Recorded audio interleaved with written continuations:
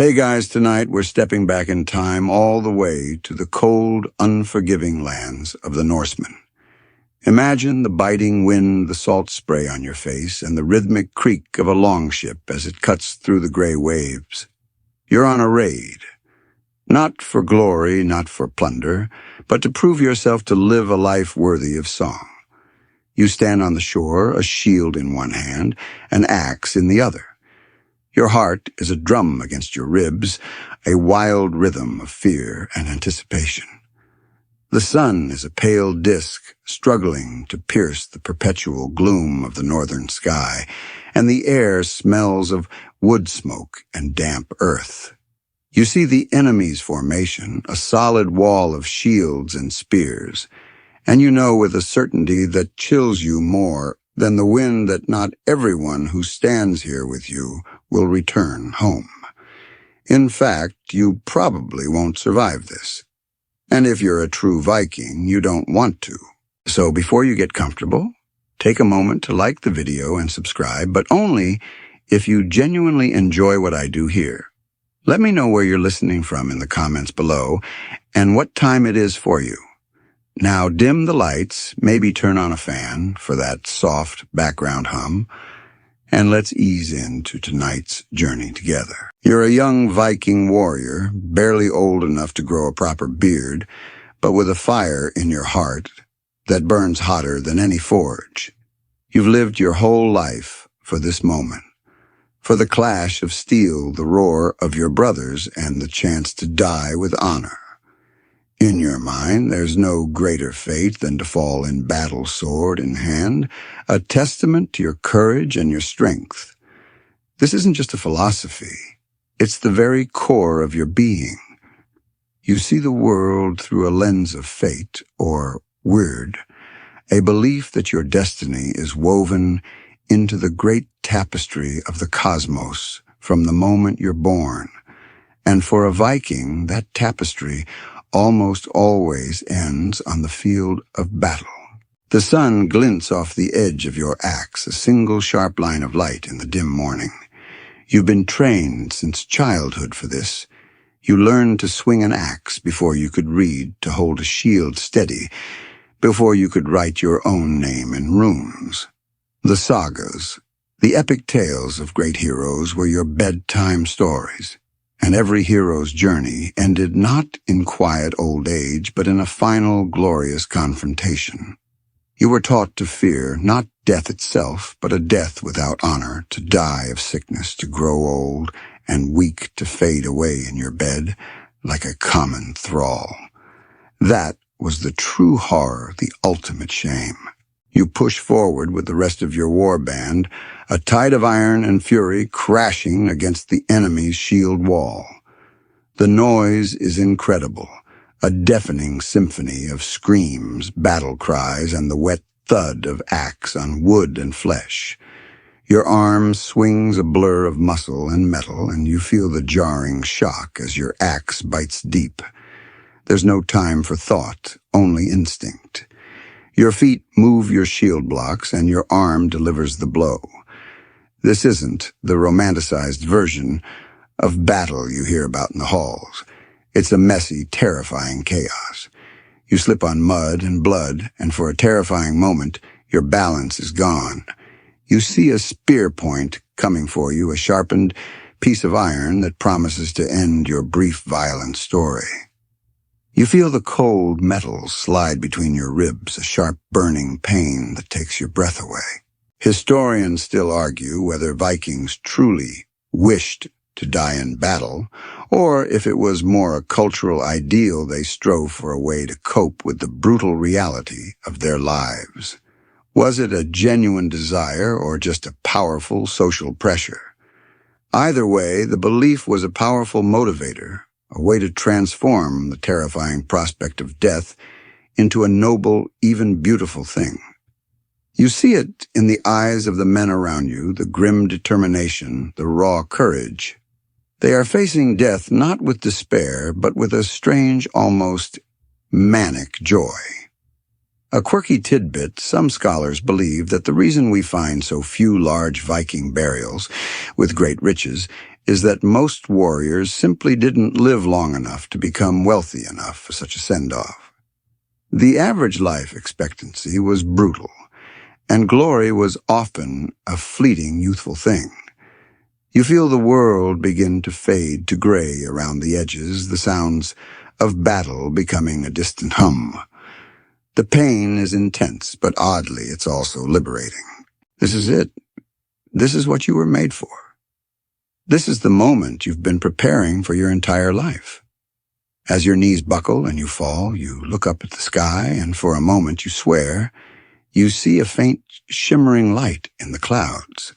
It's a hallucination, a trick of a dying mind, but in this moment you cling to it, for you're about to find out if the sagas were true, if a glorious death truly leads to a glorious reward.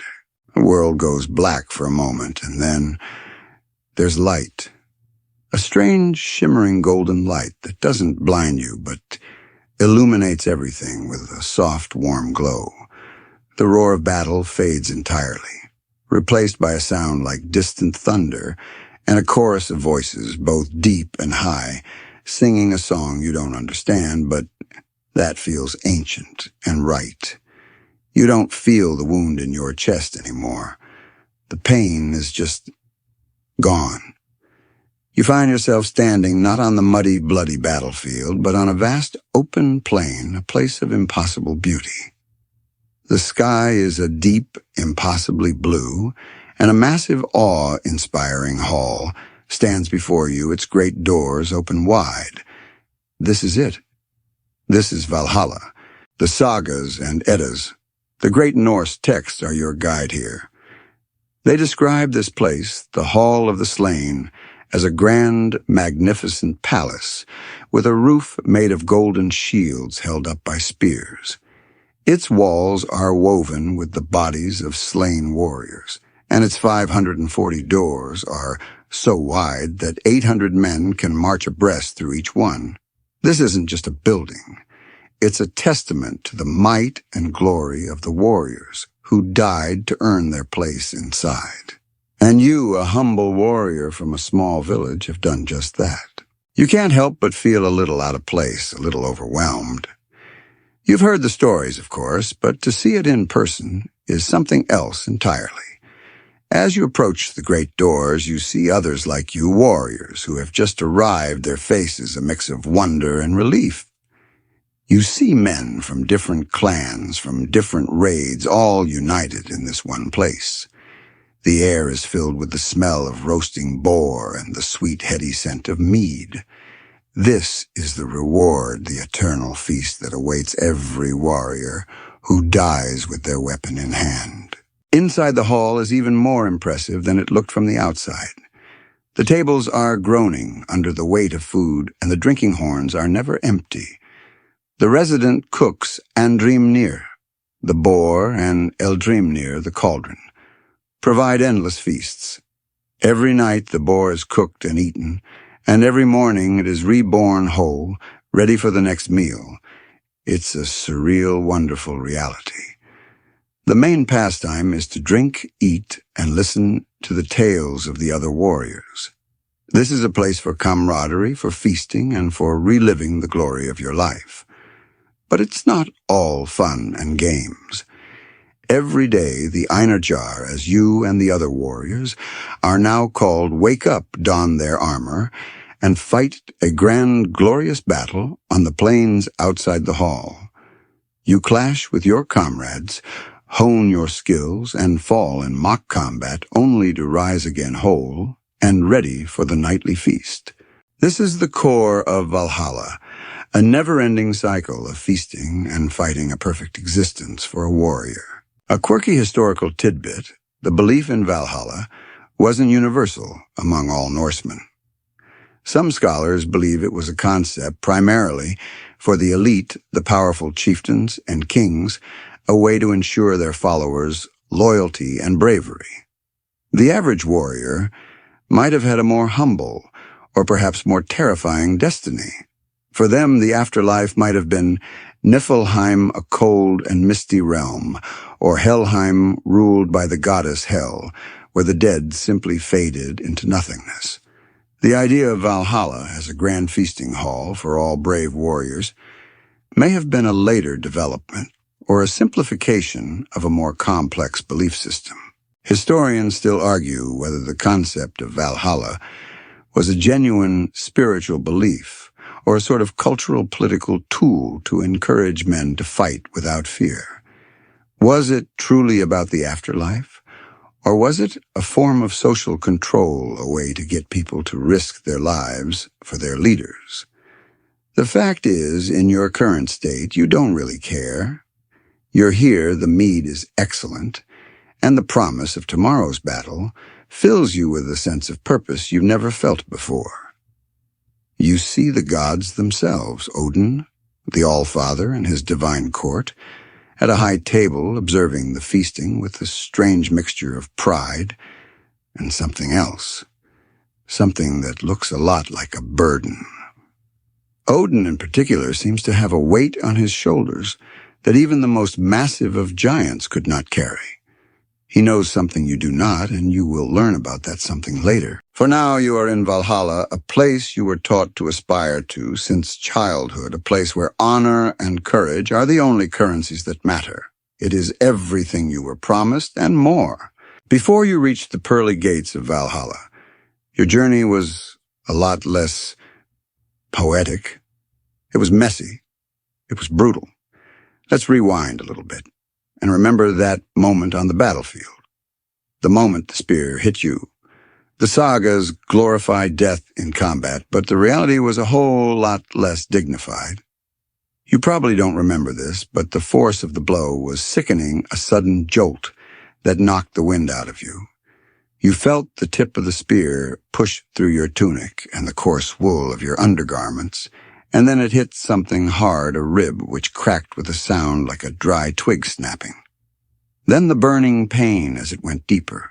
Viking warfare wasn't about duels of honor like in some fantasy stories. It was a chaotic, muddy scrum. You were fighting in a shield wall, a mass of humanity pushing and shoving, trying to create an opening in the enemy's line. Your feet were sinking into the wet earth, slick with rain and blood.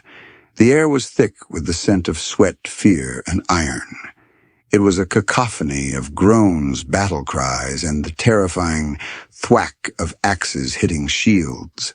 One of the most mainstream historical facts about Viking combat is that it was primarily a close-quarters affair. The shield wall was the most important tactical formation. You weren't a lone hero on a quest. You were a single piece in a larger living puzzle. Your shield was your life, and you used it to protect not just yourself, but the man next to you. A single gap in the wall could mean disaster for everyone. When an enemy warrior was close enough, you'd use your axe to hook their shield away, exposing them for a quick, brutal strike. It was a dance of death, and you were always just a moment away from making a fatal misstep. The type of wounds you'd get were horrific. Without any understanding of modern medicine, a simple cut could become a death sentence. A spear wound like yours was particularly grim. The spear would have carried with it all sorts of dirt and bacteria from the ground, which would fester and infect the wound. There was no such thing as antibiotics or sterile bandages. The healing you might have received back at camp would have been a concoction of herbs and poultices often applied by someone with no real medical training. At best, they might have cleaned the wound with something like mead or urine, which sounds gross and frankly was. A quirky fringe tidbit. There's evidence that some Viking warriors would chew on willow bark to ease the pain of their wounds. Willow bark contains salicin, which is the natural precursor to aspirin. So, while you were bleeding out on the battlefield, you might have been getting a tiny dose of painkiller, a small comfort in an otherwise excruciating experience. Not that you had time to chew anything, of course. The fight would have been short and intense. A scholar once wrote that the average life expectancy for a Viking warrior was shockingly low, with many not surviving beyond their late 20s. This wasn't because they were weak, but because their lifestyle was so relentlessly violent. It was a world where a small cut could kill you and a major battle was a gamble with your very existence. Historians still argue whether Vikings were better equipped or more skilled fighters than their European counterparts. Were they truly the superior warriors of their time, or were they just more audacious and willing to take risks? Some sources suggest that their fearlessness was their greatest weapon, a psychological advantage that made them seem unstoppable. Your death wasn't a clean cinematic event. It was messy, it was cold, and it probably took a while. You didn't feel the light of Valhalla right away. You would have felt a sudden cold shock spreading through your body as the blood left you. The sounds of the battle would have faded as you lost consciousness, the world narrowing to a small point of light that was rapidly blinking out. But in that final moment, as you lay in the mud, you knew you had done everything right. You had fought well. You had not retreated. You had faced death without flinching. And in that you had found your glory. The only thing left to do was to see if the gods would honor their end of the bargain. And they did. The light you saw was real, but it wasn't from the sky. It was from somewhere else. While your spirit was off on its way to Valhalla, your body was still on the battlefield, a testament to your courage and a piece of your family's heritage. In the wake of the battle, when the fighting was over and the victors were counting their spoils, your comrades would have found you. They'd have carried your body back to the longship, a grim and silent procession. The journey home would have been somber with a fresh emptiness where your jovial presence used to be. But this was not the end. Your death, your final act of glory, demanded a proper send-off, a rite of passage that would ensure your spirit's journey to the afterlife was a smooth one. The Viking funeral was not a one-size-fits-all event. It varied widely depending on your status, wealth, and where you lived. For a warrior like you, it would likely have involved a funeral pyre, a fire that would consume your body and release your spirit to the heavens. Imagine the scene: your ship turned into a vessel for your final voyage, dragged onto the shore. It would have been filled with grave goods, your weapons, your shield, and perhaps even some personal belongings, all things you might need in the afterlife. The ship would be a symbol of your journey, sailing not on the sea, but on the flames. This is a mainstream historical fact. Viking funerals, especially for high-status individuals, often involved ships. The Oseberg and Gokstad ships discovered in Norway are prime examples of this practice. These were not just for the deceased. They were a powerful statement about the person's status and their journey to the other side. A ship burial was a way of ensuring that the person's final journey was as grand and as significant as their life had been. The ship was a portal, a bridge between the world of the living and the world of the dead. But it wasn't always a ship. A more common funeral rite, especially for those with less wealth, was a simple cremation on a pyre. The body, dressed in its finest clothes, would be placed on a pile of wood and set alight. The fire was seen as a purifying force, one that would cleanse the spirit and help it on its way. The process was ritualistic and deeply spiritual, with chants and prayers offered to the gods. The heat of the fire, the crackle of the wood, the smoke rising to the sky, it all served a purpose. A final farewell from the living to the dead. Here's a quirky fringe tidbit. There's some evidence to suggest that, in some instances, a slave girl might be sacrificed to accompany a high-ranking warrior in death. The account of the Arab traveler Ahmad ibn Fadlan, who witnessed a Viking funeral in the 10th century, describes a particularly gruesome ritual where a slave girl willingly went to her death to join her master. While the accuracy of his account is debated, it paints a dark picture of the lengths to which some Vikings would go to ensure their leader's passage to the afterlife was not a solitary one. Historians still argue whether these accounts are entirely accurate or if they were exaggerated by outsiders who didn't fully understand the rituals they were witnessing. Was the sacrifice a genuine part of the funeral rite, or was it a rare isolated event? The truth, like many things in history, is probably somewhere in the middle. The Vikings were a complex people, and their rituals were just as varied and contradictory as they were. As the flames of your pyre would have licked the sky, your family and comrades would have watched in silence. The fire would have burned for hours, reducing your body to ash and bone. The heat would have been immense, a roaring furnace that consumed everything you were leaving only the memory of your life behind. This was not a sad ending. It was a proud one. The funeral was a celebration of your life, a final act of respect for your courage and your spirit. And as the last embers died down, a new journey was just beginning. While Valhalla was the ultimate VIP room for a warrior who died a glorious death, it wasn't the only possible destination. The Norse afterlife was a lot more complicated than a simple heaven and hell dichotomy.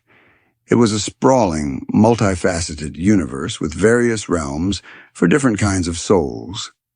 Think of it less like a single afterlife and more like a cosmic travel brochure with a bunch of different, often very unpleasant destinations. For a Viking who didn't die in battle, a more likely destination was Helheim, the realm of the goddess Hel. This was not a place of torment in the fiery Christian sense. Instead, it was a cold, misty, and rather dreary place, a land where the dead simply faded into a gray existence. It was for those who died of old age, of sickness, or of what the Vikings considered to be an ignoble death. The idea was that you weren't being punished. You were simply not being celebrated. You were a forgotten soul, a ghost in a land of mist and ice. Your journey there wasn't a glorious one on a pyre, but a simple quiet fade into the landscape. Then there was Folkvanger, the field of the people ruled by the goddess Freya. A mainstream historical fact is that half of the warriors who died in battle went to Valhalla, and the other half went to Folkvanger.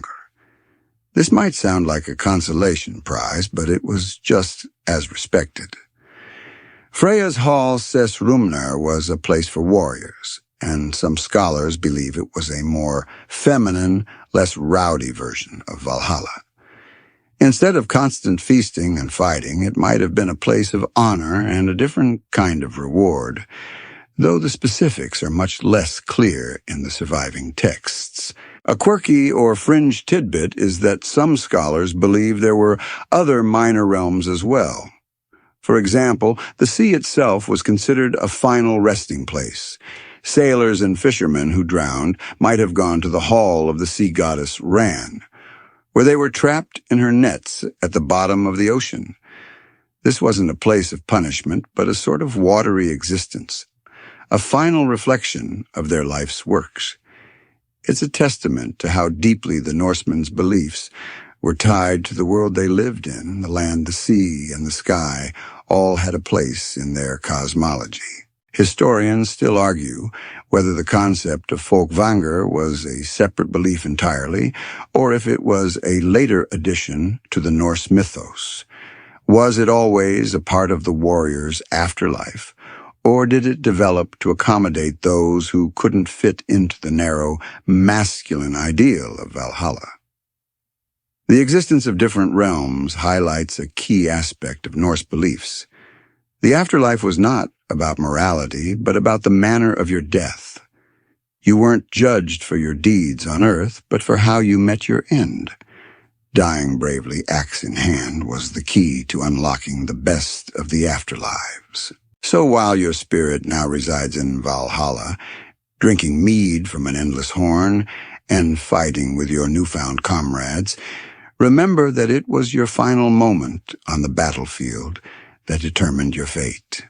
The cold, the mud, the pain, all of it was worth it for this. For the sound of the horns, for the roar of the crowd, for the honor of feasting with the gods themselves. You could have ended up in a cold, misty realm, a ghost in a land of shades. But you didn't. You chose a different path, one of fire and steel, and for that you have earned your eternal rest, or at least your eternal battle practice. Your journey to Valhalla was a direct result of the core beliefs that governed your life as a Viking. These weren't just stories told around a fire. They were the very air you breathed, the foundation of every decision you made. The most important of these values was honor, or era. This wasn't just about being a good person, it was about reputation. Your name, your deeds, and how you were remembered by your community were the most valuable things you possessed. You didn't just fight for plunder. You fought to earn a name for yourself, to have your deeds sung by skalds for generations to come. Another central pillar of the Viking mindset was the concept of fate, or weird. You believed that your destiny was predetermined, woven into the great tapestry of the universe from the moment you were born. This belief wasn't a source of despair or apathy. On the contrary, it was a profound source of courage. If your death was already decided, why fear it? The only thing you could control was how you met that fate. You couldn't change the outcome, but you could choose to face it with courage and dignity. This fatalism transformed the terrifying prospect of death into a theatrical performance where your final act was the most important one. It's a mainstream historical fact that this belief system was widespread and deeply ingrained, and it helps explain the Vikings' seemingly reckless bravery. They weren't fearless because they were foolish.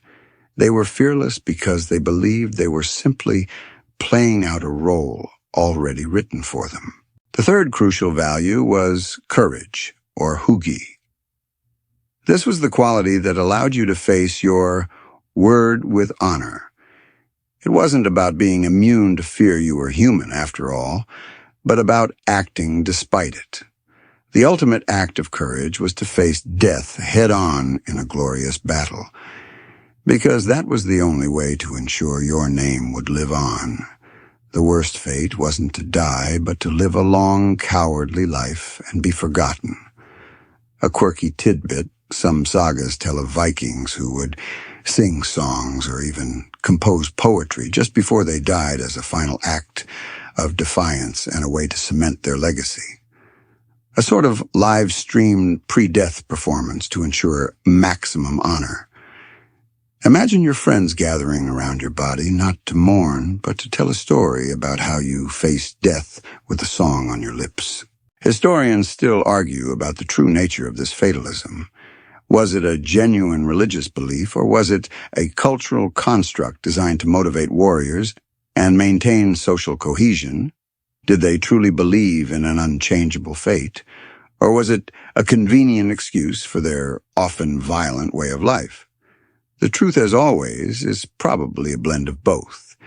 It was a belief system that not only provided a framework for their lives, but also made their dangerous existence palatable.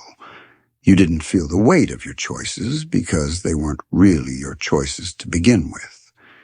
You were simply a character in a story, and your only job was to play your part well. As your spirit now resides in Valhalla, you see these values everywhere. The daily battles aren't just for training. They are a constant reaffirmation of the honor and courage that brought you here. The feasting isn't just for pleasure.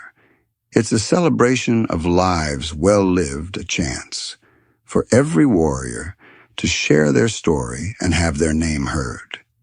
The atmosphere is one of eternal honor, a place where no one will ever forget who you were and how you died.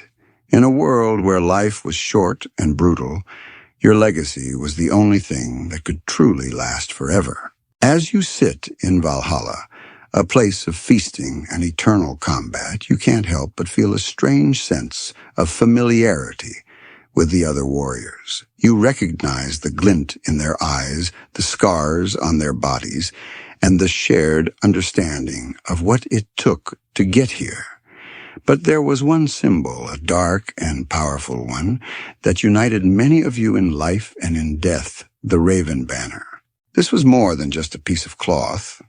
It was a terrifying, almost mystical standard that was believed to possess prophetic powers. A mainstream historical fact is that the Raven Banner, or Hrafnsmerki, was carried by many famous Viking leaders, including the legendary Ragnar Lothbrok and his sons. It was a triangular banner, often with a raven sewn onto it, said to flap as if in the wind, even when there was no breeze. This was a supernatural omen. If the raven was seen to flap its wings in a lively manner, it was a sign of impending victory. If it hung limp and lifeless, it was a dark portent of defeat. Imagine being on the battlefield, the chaos raging around you, and looking up to see that banner. Your heart would be a drum, but your eyes would be fixed on the raven. If it moved, you would feel a surge of confidence, a belief that the gods themselves were on your side. You would fight with renewed vigor, with the kind of ferocity that comes from absolute conviction. But if it hung still, a lifeless piece of fabric, a quiet dread would settle in your stomach. It wasn't a signal to retreat, but a sign that your fate was sealed, and that your only option was to die with honor. It was a subtle yet profound piece of battlefield psychology. A quirky or fringe tidbit. Some historians believe that the Raven Banner's flapping was a result of a specific kind of needlework, a loose stitching technique that made the banner appear to move even in a slight breeze. This would have been a clever trick, a way to manipulate a simple physical reality into a powerful supernatural omen. It's a classic example of how the Vikings blended practicality with their deep-seated beliefs in magic and fate. It's hard to tell whether the warriors knew it was a trick or if they truly believed it was a divine sign, but either way, its effect was the same. Historians still argue about the true origin of the Raven Banner. Was it a symbol specifically of Odin, the All-Father and God of War? The raven, after all, was his sacred animal, a symbol of prophecy and death. Or was it a more generic symbol of battle and victory adopted by different Viking clans? The banner's use was widespread across various Norse groups, suggesting it was more than just a single clan symbol. The raven, in a broader sense, was seen as a scavenger on the battlefield, a witness to the carnage and a harbinger of things to come. As you look around Valhalla, you see the spirits of warriors who fought under this banner. You see the glint in their eyes as they relive the moments of victory and the quiet pride as they remember facing defeat with courage. The Raven Banner was a symbol of their destiny, a piece of fabric that held the weight of their fate. It was a reminder that you were not alone on the battlefield, you were part of a larger cosmic drama, and your final act was a performance for the gods themselves. In Valhalla, you are surrounded by the elite, the best of the best, and among them you notice a particular kind of warrior, some with a wild look in their eyes, a certain raw intensity that sets them apart. These are the Berserkers, the legendary fighters who went into a battle, trance a state of mind that made them almost unstoppable. The sagas describe them as going into a frenzy, biting their shields and howling like wild animals. They were said to be immune to pain from fire or steel and to possess superhuman strength and ferocity. This is a mainstream historical fact in that the Berserkers are mentioned in many Norse and Icelandic texts. They were a fearsome and real part of Viking warfare, used as shock troops to break enemy lines. The name itself, Berserker, literally translates to bear shirt or bear shirt, which has led to some scholarly debate about its true meaning. Did they wear bear skins into battle, or did they fight without armor at all? It's a bit of a mystery. Now here's a quirky or fringe tidbit. For centuries, historians and scholars have tried to explain the berserkers' rage. The most popular theory is that they ingested something to induce their trance. The most common candidate is the psychedelic mushroom, Amanita muscaria, or fly agaric. This mushroom contains a psychoactive compound that could have led to the symptoms described: the altered state of mind, the increased aggression, and the feeling of invulnerability. Another theory suggests they drank a potion brewed with bog myrtle, which has mild hallucinogenic properties. This would have been a sort of ancient pre-workout supplement with some very serious side effects. Of course, others believe it was a purely psychological phenomenon, a self-induced hysteria driven by ritualistic drumming, chanting, and a fierce belief in their own invulnerability. Historians still argue whether the berserkers' trance was caused by a psychoactive substance or was a product of a powerful psychological state. Was it a drug-fueled rage, or was it a form of ritualized combat hypnosis? It's a fascinating question, and one that we may never have a definitive answer to. The truth is probably that it was a combination of things: a potent belief system, a ritualistic atmosphere, and maybe, just maybe, a little something extra to get the blood flowing. You remember the berserkers on your own raids. They were terrifying to watch, even on your own side. You saw them froth at the mouth and throw off their mail shirts, charging into a hail of arrows, as if they were nothing more than a summer rain. You remember feeling both awe and fear in their presence, a sort of respect for their wild, untamed nature. They were a force of pure chaos, and in a world of rigid shield walls and disciplined formations, that chaos was a powerful weapon. Their deaths were often as spectacular as their lives, and you see them here in Valhalla, still with that glint of wildness in their eyes, a reminder of the raw, brutal power that brought them to this place of eternal glory. The reason you are in Valhalla, rather than in the cold mist of Helheim, is not just because of your own courage. There were others who chose you, who guided your spirit to this glorious place. These were the Valkyries, the choosers of the slain, the most beautiful and fearsome figures in Norse mythology.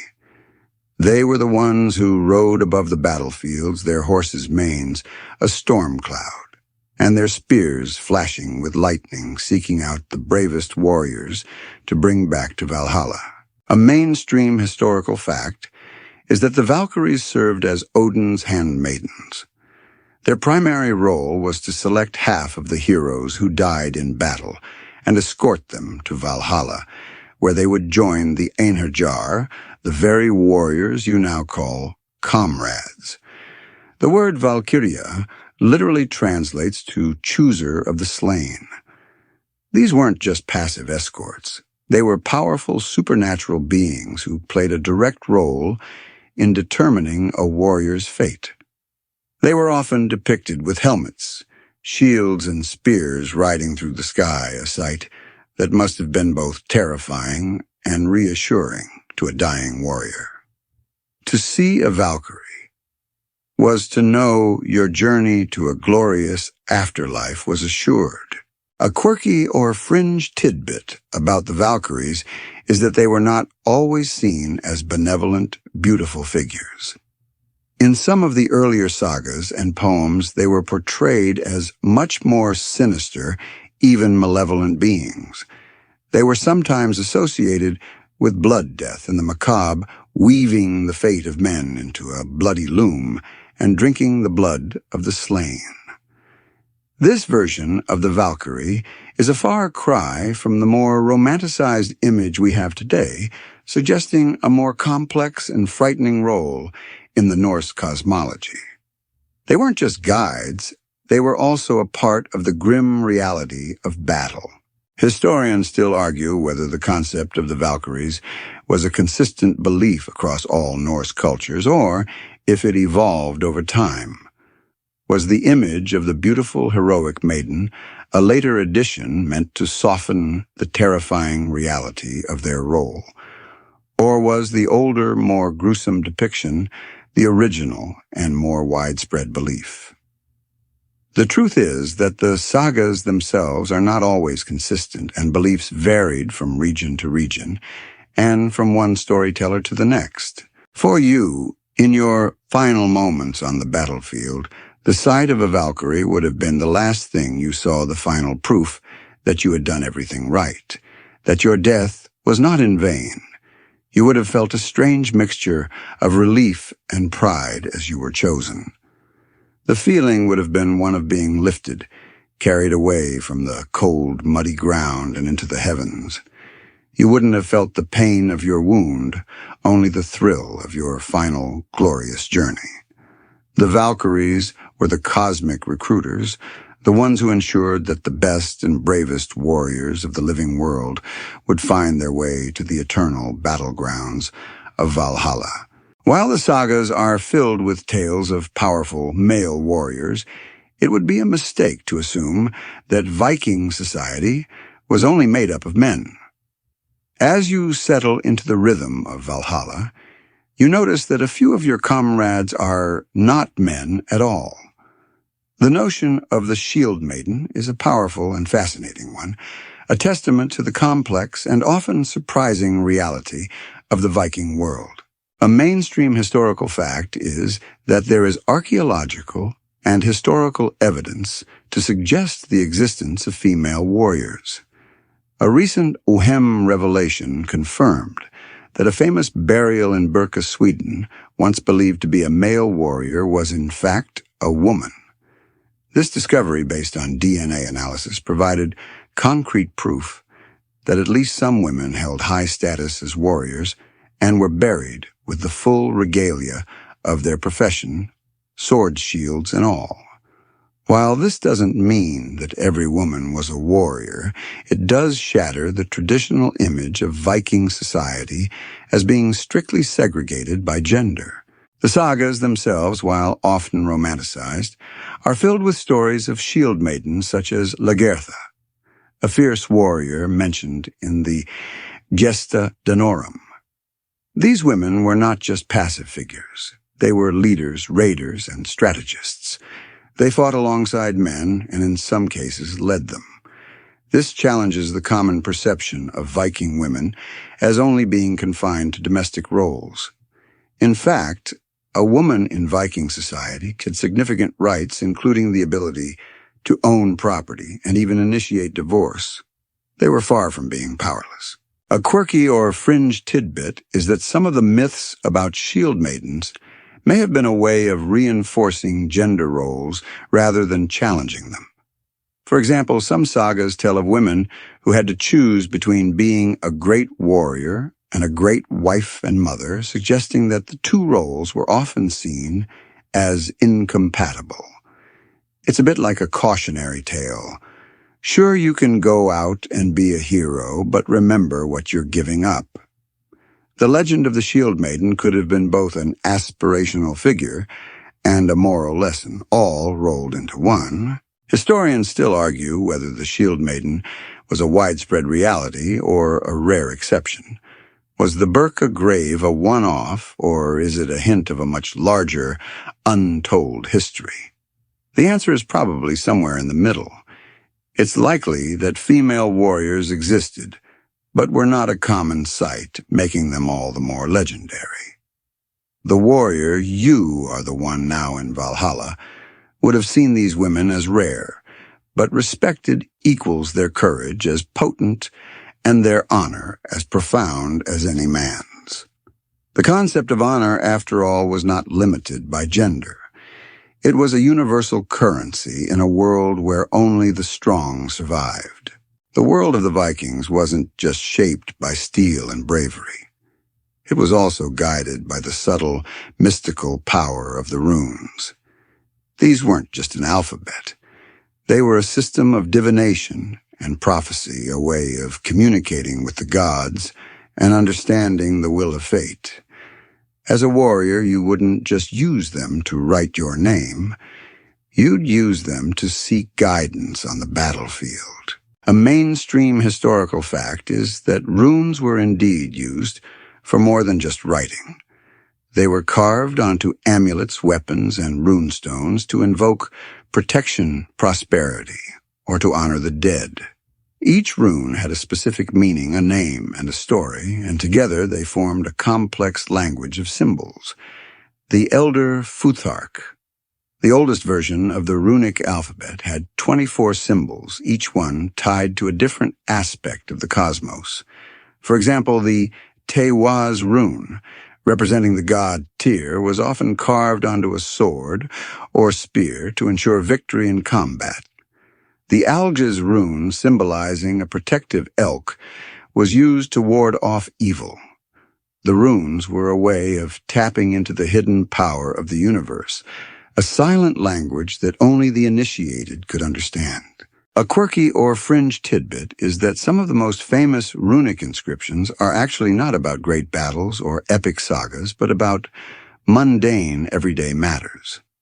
A runic carving found in Bergen, Norway from the 12th century simply reads, "I'm in love with Ingebjørg." Another one found in the same city says, "I love the girl who is here." These inscriptions show that runes were not just for serious ritualistic use. They were also used for gossip, love notes, and even silly jokes. This gives us a much more human and relatable glimpse into Viking life. Historians still argue whether the use of runes for divination was a widespread, formalized practice or a more sporadic, informal one. Was there a class of professional rune masters, or did anyone with a little knowledge of the symbols simply try their hand at foretelling the future? The sagas often mention powerful sorcerers and seers who could read the runes and predict the outcome of a battle, but it's hard to know how common that was in reality. The truth is likely that it was a bit of both. You might have seen a respected elder in your village casting runes to decide the best time for a raid, or you might have carved a quick protective symbol on your shield before a battle. In Valhalla, the runes are a part of the very fabric of the place. They are etched into the great hall, their meanings a constant reminder of the fate and honor that brought you here. You see the warriors using them not to predict the future, but to honor the past. The runes are no longer a tool for divination, but a record of a life well lived, a final testament to the courage and destiny that brought you to this place of eternal glory. The ultimate VIP, the one who oversaw the entire process of choosing the slain and welcoming them into Valhalla, was Odin. He wasn't just a god, he was the All-Father, a complex and contradictory figure who was both a god of war and a god of poetry, a god of death and a god of wisdom. His presence was everywhere, from the raven banner to the very concept of word or fate that guided your life. A mainstream historical fact is that Odin was a central figure in the Norse pantheon, and his worship was widespread. He was often depicted as a one-eyed, long-bearded man carrying a spear named Gungnir, and accompanied by two ravens, Hugin Thought and Munin Memory, who would fly out every day and bring him news of the world. He was a master of magic, a relentless seeker of knowledge, and a cunning manipulator. His sacrifice, giving his own eye in exchange for a drink from the well of Mimir to gain wisdom, is a prime example of his dedication to knowledge, even at a great personal cost. His connection to death was profound. He presided over Valhalla, but he was also the master of the gallows. He was often called the Lord of the Hanged, and the ritualistic sacrifice of men by hanging was sometimes practiced in his honor. This is where his dual nature comes into play. He was a god of glorious combat, but also of a more sinister, ritualistic death. He was a god of both the battlefield and the quiet, terrible sacrifice. A quirky or fringe tidbit is that Odin was also a master of cider, a form of Norse magic that was often associated with women and was sometimes considered unmanly for a male god to practice. Despite this, Odin used it to see the future and to manipulate events. This suggests a fluidity of gender roles in Norse mythology that is often overlooked, and a willingness to transcend traditional boundaries in the pursuit of power and knowledge. Historians still argue about the true nature of Odin's role in Viking society. Was he primarily a warrior god, or was his role as a shamanistic figure more important? Was he a god of the elite, the kings and chieftains, or was his worship just as prevalent among the common folk? The truth, like Odin himself, is likely multi-layered. He was a god of war, a god of knowledge, and a god of kingship, and his influence permeated every aspect of Viking life. As you look up to the high table in Valhalla, you see Odin watching over the feasting and the fighting. He is a silent, imposing figure, his one eye a constant source of wisdom and foresight. He knows the fate of every warrior in this hall, and he knows that the feasting and fighting are not without purpose.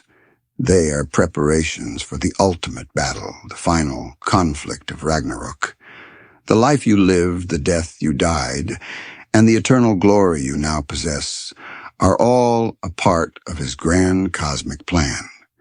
You are a piece in his game, and you are here because he willed it. While you are now in Valhalla, a place of eternal glory, your story did not end with your death. It was preserved, shaped, and sung by the skalds, the poets of your people. These were not just entertainers. They were the chroniclers of history, the keepers of memory, and the shapers of legacy. A mainstream historical fact is that the skalds were highly respected members of Viking society, often serving at the courts of kings and chieftains. Their job was to compose elaborate poems, or drotkvet, which were not just rhyming verses, but complex pieces of work, with intricate rules of meter and alliteration. These poems were not simple songs. They were a way of immortalizing a warrior's deeds, of ensuring that their name would not be forgotten. To have a skald compose a poem in your honor was the ultimate form of recognition, a way to achieve a kind of immortality that was just as important as being chosen for Valhalla. The skald's poetry was filled with kennings and Haiti poetic circumlocutions that were a sign of their skill. For example, a sword might be called the wound snake, or the fire of battle. The sea might be called the whale's road. A ship might be called the horse of the waves. This was a way of making the poems more interesting and more difficult to compose, setting the skalds apart from ordinary storytellers. A quirky or fringe tidbit is that some of the most famous skaldic poems are actually riddles or visumal, which were meant to be solved by the audience. This shows a playful and intellectual side to the skalds, who were not just concerned with war and glory, but also with the intricacies of language and the power of the mind. Historians still argue about the historical accuracy of the sagas and poems. Were they a faithful record of events, or were they more a form of heroic propaganda, a way of shaping history to fit a particular narrative? The truth is likely somewhere in the middle. The skald's job was to make their patrons look good, and they would have certainly exaggerated and embellished their deeds. However, the core of the stories likely contained a kernel of truth, a memory of a raid, a battle, or a great victory. They were a blend of fact and fiction, history and myth, and they were the primary way that Viking society remembered its past. As you feast and fight in Valhalla, you hear the skalds singing of your deeds, their voices, a continuous hum in the great hall. They are preserving your story, making sure that your courage and your sacrifice are not lost to time. In a world without written history, the skald was the most important person you could know. He was the one who would tell your story, ensuring that your death was not a final end, but a new beginning. A beginning in the eternal song of the skalds. Your journey to Valhalla was a solo one, a personal triumph. But your death on the battlefield wasn't just about you. Back in your village, your absence would have left a gaping hole in the fabric of your family and your community. While your spirit was ascending to the halls of glory, your family was beginning a long and difficult period of grieving. This is a crucial, if often overlooked, part of the Viking warrior's story. A mainstream historical fact is that Viking society was a tight-knit web of family or et and clan ties. The warrior's death was not just a loss for his immediate family, but for the entire clan. It meant one less hand for farming, one less sword for protection, and one less voice in the thing, the local assembly where disputes were settled. While your death might have been glorious, the practical reality for your family was one of hardship and change. Your father would have had to pick up the slack, your mother would have mourned her son, and your younger siblings would have to grow up without their older brother. A quirky or fringe tidbit is that the sagas often mention the concept of blood revenge or Viking Age. If you were killed in battle, your family or clan had a duty to seek vengeance on the person who killed you. This wasn't just a matter of honor, it was a legal and social obligation. If the family failed to avenge the death, they would lose face and could even be ostracized by their community. This created a cycle of violence that could last for generations, with clans feuding over single death. Your death, while a glorious end for you, might have been the start of a bloody conflict for your family. Historians still argue whether blood revenge was a genuine legal system or more a form of cultural pressure. Was it truly a part of the law, or was it a way of maintaining social order in a society without a central government? The truth is likely that it was both. It was a brutal system, but it was also a way of ensuring that a family's honor was protected and that their losses were not in vain. As you look down from Valhalla, you see your family, a small, somber group gathered around a fire. They are not celebrating your death. They are mourning it. They are remembering the boy you were, the man you became, and the future you will never have. But you also see a flicker of pride in their eyes. They know you died with honor, and they know that your name will be remembered. Your legacy is not just in Valhalla. It's in the hearts and minds of the people you left behind. Your death, while a personal triumph, was also a final act of devotion to the people you loved. Your death in battle was a singular moment, a final act of courage. But it was also a single thread in a much larger tapestry, a part of a story that was already beginning to draw to a close.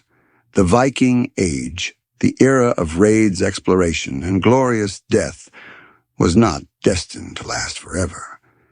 As you feast in Valhalla, you are a part of a dying breed, a reminder of a time that was already fading into legend.